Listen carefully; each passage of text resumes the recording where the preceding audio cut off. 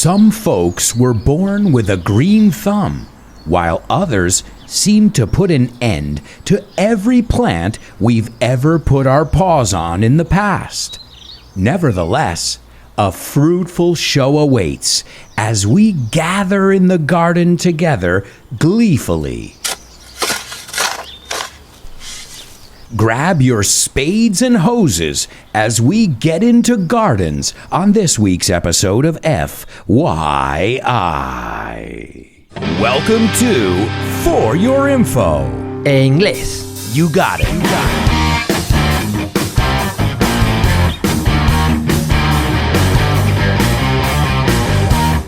Hello, and welcome to another exciting edition of FYI. It's such a pleasure to have you with us on board. The show continues to grow, and that's thanks to you guys. So thank you for listening, for downloading, for rating, for spreading the word. Remember, I don't have a budget. I was going to say I don't have a big budget, un gran presupuesto, but I really don't have any budget for advertising, publicidad. I wish. Oh man, that would be great. So I have to rely on you guys. Me apoyo en vosotros. So thank you for spreading the word. Thank you for making some noise. And remember, if you guys have any ideas for upcoming episodes, I'd love to hear from you. Send me a message. I'm on social media. You can find me anywhere, or you can just go to my website, albertoalonso.com, and you can send me a message. And some of the greatest topics we've done have been suggestions from our listeners. So thank you. And let's get into gardening today. Today, we are going to look at something natural. We'll look at nature. Nature is sustantivo. It's a noun. And natural is the adjective. But either way, it's nature, natural, future, statue. Remember, those words with TU, you got to pronounce it like ch-ch-cha. Let's take a look at the intro because, as always, it's chock full of interesting vocabulary. I started by saying some folks were born with a green thumb, and folks is another way of saying people. If you've ever seen the Looney Tunes, at the end, that famous line is, "That's all, folks. Eso es todo, amigos." So some folks were born with a green thumb. ¿Qué? Un pulgar verde? But that doesn't make any sense. Well, this just means you're good at taking care of plants. I, for example, do not have a green thumb. I'm in that other category. Those others that seem to put an end, acabar con, every plant we've ever put our paws on. And paws, garras? Yeah, sometimes we say it with humans in a joking way as well. And in the past, es evidentemente en el pasado. Yeah, believe me, I've tried. But for some reason, I'm not good with plants. My father? Oh man, my father has got a green thumb. He'll take a dying plant and bring it back to life. And then I said, nevertheless. Nevertheless significa no obstante. A fruitful show awaits. Nos espera un programa fructífero as we gather in the garden. And to gather es juntarse. And gleefully, you might know this word from the series Glee. Well, gleefully es con alegría. So glee, evidentemente, es alegría. And then we heard a shovel or a spade. Remember, shovels are the bigger ones, and a spade is more that little one that you use in the garden. Well, I didn't want to mix my words up there. Let's call a spade a spade. Did you get it? Let's call a spade es las cosas por su nombre. And I also mentioned the word hose. Hose es manguera. So are you guys ready to get into gardens? Well, let's look at some of the other things we'll need. Some tools, algunas herramientas. We already said a spade or a shovel to dig our hole. We'll need a hose or at least a watering can because we have to water our plants. And this is a very logical word in English. to water. Aguear? No. Well, that's to water down. To water something down is to add water. But to water a secas means regar. I love those logical words in English, like ordeñar. Do you know how to say that? We milk a cow. Yeah, lechear. All right, let's look at some other garden tools. You might want a rake. I think you say rastrillo, a rake.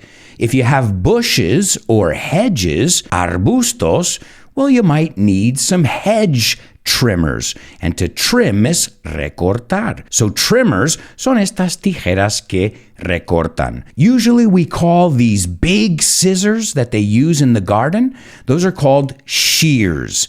And be careful, they're very sharp and should not be handled by children. There's the father in me coming out. Now, depending on what kind of garden you have, and we're going to look at all the different kinds of gardens out there, but you'll need pots. And pots are the things that you put the plants in, unless you're planting them in the ground. Then you don't need pots. So again, that'll depend on the kind of garden you have. Fertilizer always comes in handy as well. Fertilizante, do you say? Well, it's the stuff, it's that poop, I guess, that makes the different plants, flowers, and herbs grow. Oh, and don't forget about a pair of boots, some old clothes, perhaps some gloves, especially if you have a rose garden, because, well, roses, what are they famous for? Oh yeah, their beautiful smell. But as the group Poison once said, every rose has its thorn.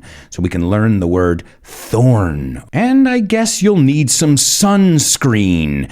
Esto es protector solar. And depending on how big your garden is and what kind of garden it is, you might even need a lawnmower.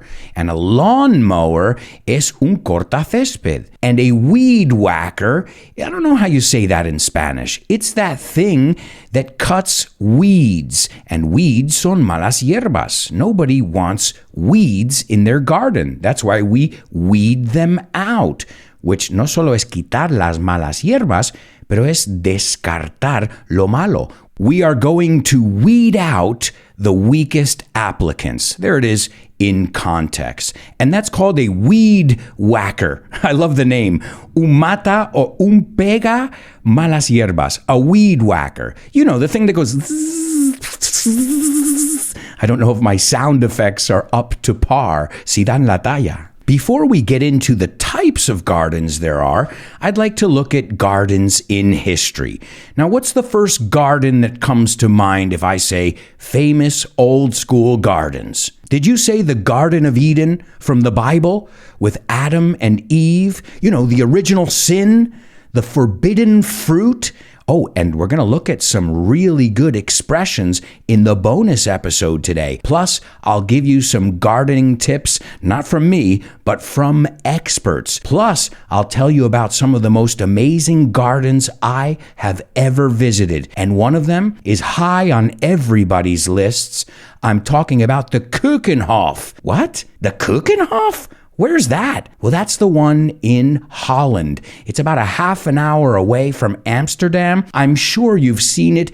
Rows of tulips and every kind of flower under the sun. And don't forget about the windmills, los molinillos. But I'll tell you all about that and so much more in the bonus episode. I just want to remind you guys, every week you can have access to a bonus episode of this show with additional content in English. As I said, we're going to look at over 15 or 20 idiomatic expressions that have to do with gardening and nature. And we're going to look at all of that in the bonus part. Plus, you can have access to tons of PDFs with all the vocabulary. And remember, if you sign up now, you have access to all the material that we have from this day all the way to the first post. So in other words, words, you will have access to every post on Patreon just by signing up. That's PDFs. And then if you're in our higher levels, you can be in a class with me every week where we review each episode. And what a great group of people we have. I want to send a shout out to all my patrons, especially my super duper students, Javier, Roberto, David, Jose Maria, Mila, Alex, and Edgar. And don't forget about my interstellar students, Isa, Paco, Diego, and Carmen. Remember, if you guys want to join our curious community or you just want some more information, go over to patreon.com/Alberto Alonso and join us. We are having so much fun. And as I always tell the students, you guys aren't the only ones learning. So join our exciting English adventure on Patreon. You won't regret it. No te arrepentirás. Now let's get back into the history of gardens.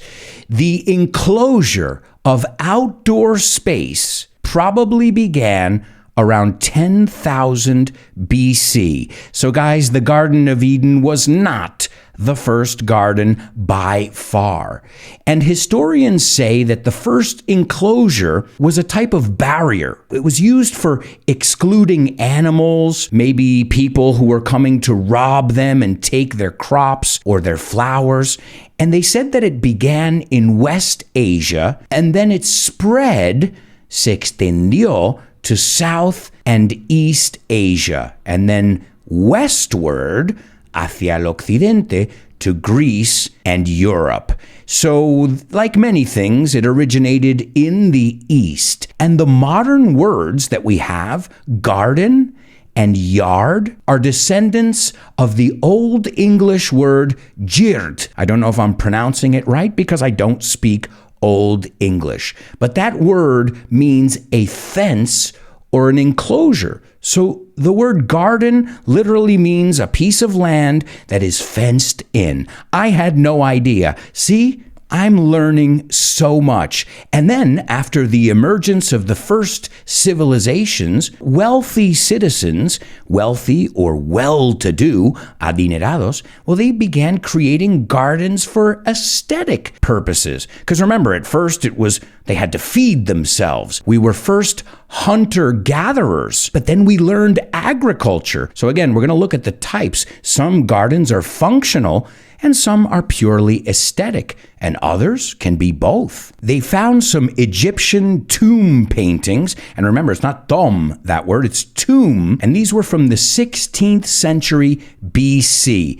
And this is the earliest physical evidence of ornamental horticulture. Oh my God, say that 5 times fast. Ornamental horticulture and landscape design. And landscape, that's an interesting word because landscaping is beautifying your area, your land around your house, making the bushes look nice, planting flowers. It's a big business in the United States. And when I was a kid, in the summers, I used to work in landscaping. And I had to quit. Lo tuve que dejar because I have something, or I should say, I have an allergy to something called poison ivy. We have in the United States poison ivy, poison oak, poison sumac, and I don't wish it on my worst enemy. I mean, it is the worst thing that can happen to you. You break out in a rash, sarpullido, that lasts for 3 weeks. And it itches like crazy. So just a word to the wise. If you go to the United States, beware of these poisonous leaves. Another classic garden from history is the Hanging Gardens of Babylon. By the rivers of Babylon. Yeah, well, this was one of the 7 wonders of the ancient world, listed by the Hellenic culture, the Greek culture. And they said this was a remarkable feat of engineering. It wasn't just gardening. It was the way they organized everything and that there were different tiers.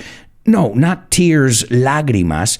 Tears are like gradas. So I think of a wedding cake. A wedding cake is tiered. Or I think of perhaps also on Patreon, there are different tiers, diferentes gradas o niveles. And there were trees, shrubs, again, another way to say bushes, vines. It was very elaborate and gorgeous, and that's why we still talk about the gardens of Babylon today, which are located in present-day Iraq. Now I'd like to take a look at the different types of gardens, and I probably left some out, but I decided to take a look at some of the most common ones that I've seen throughout my life, throughout my experiences. And I guess one of the first ones, and this you call una huerta, which blew my mind when I realized that calle Huertas was really vegetable garden street or herb garden. Acuérdate, en inglés puede ser los dos. Si tiene verdura, it's a vegetable garden. Si tiene hierbas, like parsley, oregano, well, that's called an herb garden. Just be careful because the British, they say herb. They pronounce that H. We don't in English. I mean in real English, in American English. So I guess we could put those into one category, vegetable/herb gardens. Then you've got flower gardens, right? Those are very common as well. And you can have them dedicated to one kind of flower, like a rose garden or a tulip garden, or maybe orchids are your thing. But flower gardens are gorgeous. They're so colorful. And as far as I'm concerned, the more colors, the better, right? Isn't that what you want? You want to see a kaleidoscope of colors. And don't forget about the smells. Oh, there's nothing like the smell of a fresh garden and fresh cut grass. Oh, it's absolutely beautiful. Or the smell of petrichor, which is the smell after it rains. Oh, man. I love those earthy smells. Now, some people don't have a yard or a big piece of property, so they would have an indoor garden or maybe a garden on their terrace or on their balcony. In New York City, you'll see a lot of roof gardens. In La Azotea, you'll see hanging gardens. Again, people have to be creative. When space is a thing, well, then you have to find other ways to plant things, using roofs, using the sides of buildings. And even these urban gardens or these community gardens are getting very popular. You know, they're taking these lots, estos descampados, or these areas that don't have buildings on them, and they're giving people little plots. I've seen them in New York City, and it's absolutely beautiful to be on 52nd Street sitting in a garden, you know, looking at tulips and azaleas. It's absolutely amazing. So those are nice because in the city, I think those are the places where you need gardens, where you need trees the most. And what better way to teach your kids to eat right than to teach them how to grow their own food? I think this could be even more important than algebra. Again, this is just my opinion. Sorry, mathematicians. But let's say one day Carrefour closes its doors, the one by your house. Do you know how to plant and grow your own vegetables? My father does. His family did. But our generation, we've lost that. We're used to just getting Deliveroo. And I believe with all my heart, we've got to go back to that. We've got to learn how to get our own food. Who knows? Now they're always talking about food shortages, escaseces. Hey, it can't hurt. I love the gardens out in Asia as well, because you'll find bamboo and all kinds of other plants from all around the world, especially Asia, but they also play with rocks. And these are called rock gardens or Zen gardens, where there are waterfalls, little ponds, right? A little pond is como un estanque. And I'm also a big fan of those labyrinth or maze-style gardens as well that you can walk through. It reminds me of like Generalife or these gardens that are almost like pathways, parecen túneles. It's absolutely beautiful what you can do, you know, if you know a little bit about landscaping and gardening. But I'll stop beating around the bush. Andar por las ramas? I'll stop beating around the bush. Arbusto? Okay. Bad joke. Next up, we are going to take a look at some of the most famous vegetables in Spain and when to get them, because we are very lucky here. We have a cornucopia of amazing fruits and vegetables. And now we know in a grocery store, in a supermarket, you can get tomatoes all year round. But we know, us as Spaniards, as people who love our fresh fruits and vegetables, and don't ever change, guys. Don't move over to that processed crap. There's nothing like fresh fruits and vegetables. And I have to keep reminding myself of that as well. But today we're going to take a look at some of Spain's classics and when to get them. And just remember, a lot of these are grown in the greenhouses where my father is from. ¿Qué? ¿No son las casas blancas en Andalucía? Yeah, but a greenhouse es un invernadero. Aha. All right, well, let's take a look. We'll start with some artichokes. I hated them when I was a kid, and now I freaking love them. Artichokes. The best time to eat artichokes is from December to May. That's when they are in season. Next up, we've got asparagus. But remember, we've got green asparagus and white asparagus. If green is your thing, then March and April. If white asparagus is your thing, then it's April through June. Hey, we can practice our months as well. Next up, we've got aubergine, as the British call it. We call it eggplant. You say berenjena. The best time to eat those? May through November. There are some that are all year long. Beetroot, for example, or beets, which is remolacha. Carrots, there's another vegetable that you can eat all year long. And they say it's good for your vision. My vision is 20/20, and it's because I eat a lot of carrots. I'm convinced. Well, have you ever seen a bunny wearing glasses? Okay, bad joke. It's a classic joke from our childhood. Other things that you can get all year round. Chard or Swiss chard, acelga in Spanish. Garlic, which is one of my favorite ingredients, keeps the vampires away. Ajo. Leeks. And leeks, this is an interesting one. Puerros. Onions, same family. Radish and lettuce. So I didn't know that. Those are things that you can eat fresh all year round because they grow in many different conditions. And I love lettuce, but let us move on. Okay, I had to do it. I couldn't hold back. Next up, we've got Brussels sprouts. I don't want to be that guy, but yuck. My wife loves them. Well, the best time to eat those is November to February. Then you've got button mushrooms or white mushrooms, which is September to June, not to be confused with wild mushrooms, which are generally just in May, setas. Then you've got cabbage, que no es cabbage, it's cabbage, col or repollo, I think you say, and that is from September to June. Cauliflower from October to March. Hey, remember, this is a good way to know all the vegetables you'll find in Spain. Cucumber, that's a big one in Almeria too. A cucumber. Pepino, not to be confused with pepinillo, which is a pickle. But just be careful with the pronunciation. He oído alumnos decir cucumber o algo. It's cucumber.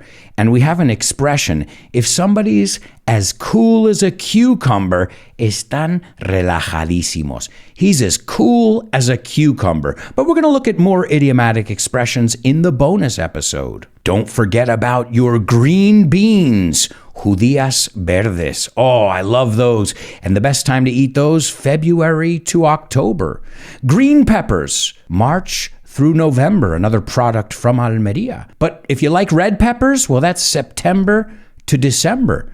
I had no idea. I thought they were in season at the same time. What about peas? Guisantes. Those, the best time to eat those is February to May. And what about Popeye's favorite? Ojo saltón, Popeye. Right? Popeye, you say. Spinach. No es spinach, it's spinach. The best time to eat that is October to May. And we'll wrap up with a classic, tomatoes. Now, tomatoes, or tomatoes as the British say, are traditionally best in March through November. However, like many fruits and veg these days, you will find them all year round. We have to wrap up the first part of today's show, but I hope you will continue to grow your English with us in the bonus episode of today's FYI.